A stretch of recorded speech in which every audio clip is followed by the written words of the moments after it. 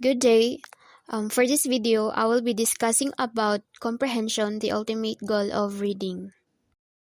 The major goal of reading comprehension is to help students develop the knowledge, skills, and experiences they must have if they are to become competent and enthusiastic readers.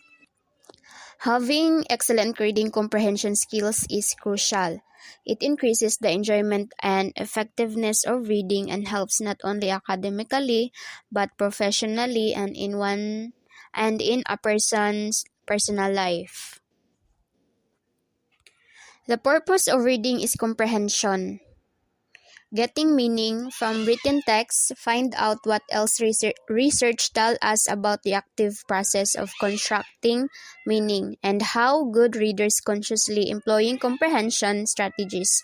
So without comprehension, reading is a frustrating, pointless exercise in Word calling. Reading comprehension relies on two abilities. The interconnected abilities are the word reading or being able to decode the symbols on the page, and the language comprehension or being able to understand the meaning of the words and sentences. It's because when we make sense of a text, we don't just remember the exact words and phrases we read.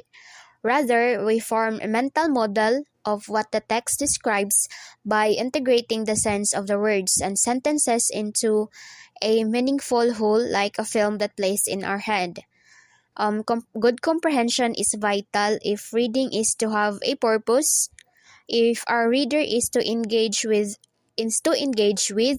and learn from a text, and ultimately if our reader is to enjoy what they are reading. There are three levels of comprehension: the literal, the interpretative, and then the applied. So when we say literal level, it focuses on reading the passages, hearing the words, or viewing the images. It involves identifying the important and essential information.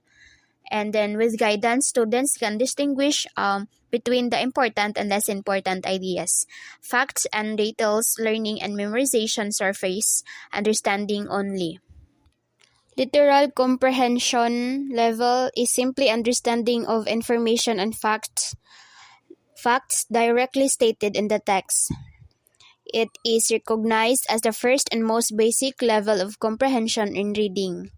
So students can employ literal comprehension skills like keywords, skim reading, and scanning to better locate information efficiently. From the word literal, meaning is what the text describes as happening in the story. So this level of understanding provides the foundation for more advanced comprehension.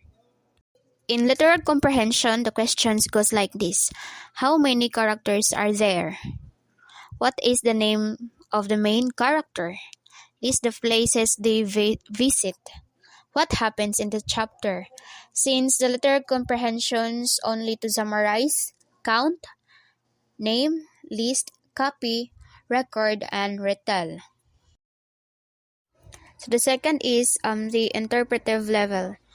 So at the interpretive level, the focus shifts to reading between the lines, looking at what is implied by the material under study. It requires students to combine pieces of information in order to make inferences about the author's intent and message. So it is finding what's the meaning behind the author's message.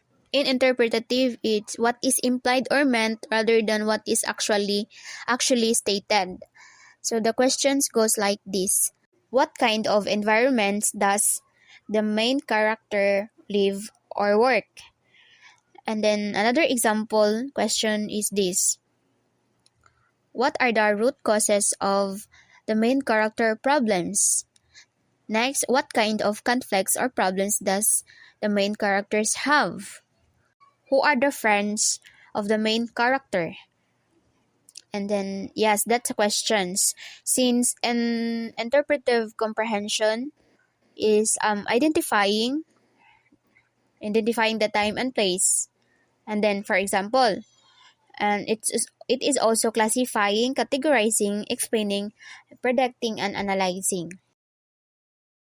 The third level of comprehension is the applied level.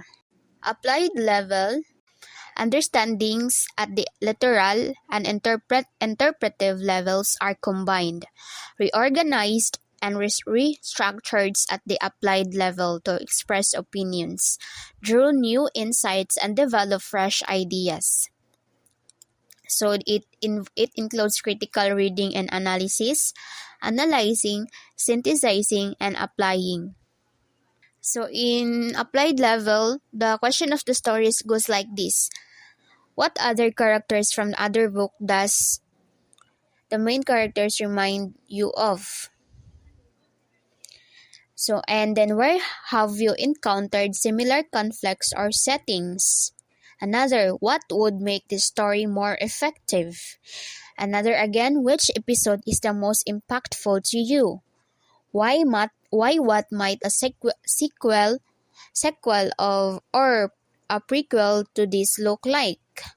And then how realistic is this story? So this is a questions. These are the questions goes to applied, since it's in applied comprehension. It reflect, relate, compare, rank, critique, dispute, challenge, extend, imitate, adapt, and adapt. General strategies for reading comprehension. The process of comprehending text begins before children can read. When someone reads a picture book to them, they listen to the words, see the pictures in the book, and may start to associate the words on the page with the words they are hearing and then the ideas they represent. In order to learn comprehension strategies, students need modeling, practice, and feedback. So these are the key comprehension strategies. First is the using prior knowledge or previewing. When students preview text, they tap into what they already know that will help them to understand the text they are about to read. This provides a framework for any new information they read. It is a strategy that readers use to call prior knowledge and set up purpose for reading. It recalls for readers to skim a text before reading, looking for various features and information that will help as they return to read it and in detail later. So when we talk about prior knowledge, we refer to all of our experiences readers have had throughout their lives, including information they have learned elsewhere. So this knowledge is used to bring the written word to life and make it more relevant in the reader's mind. Prior knowledge is important in reading. It's because students relate the written word to their previous experiences to make reading more personal, helping them to both understand and remember what they have read. And some experts believe that activating prior knowledge is the most important aspect of the reading experience. Second is the predicting. It is when students make predictions about the text they are about to read. It sets up expectations based on their prior knowledge about similar topics. As they read, they may mentally revise their prediction as they gain more information. Making predictions is a strategy that students learn to use information from a text to anticipate what they are about to read.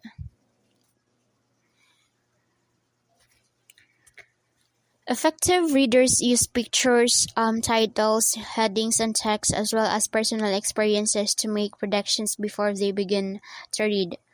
Predicting involves thinking ahead while reading and anticipating information and events in the text. So after making predictions, students can read through the text and refine, revise, and verify their predictions.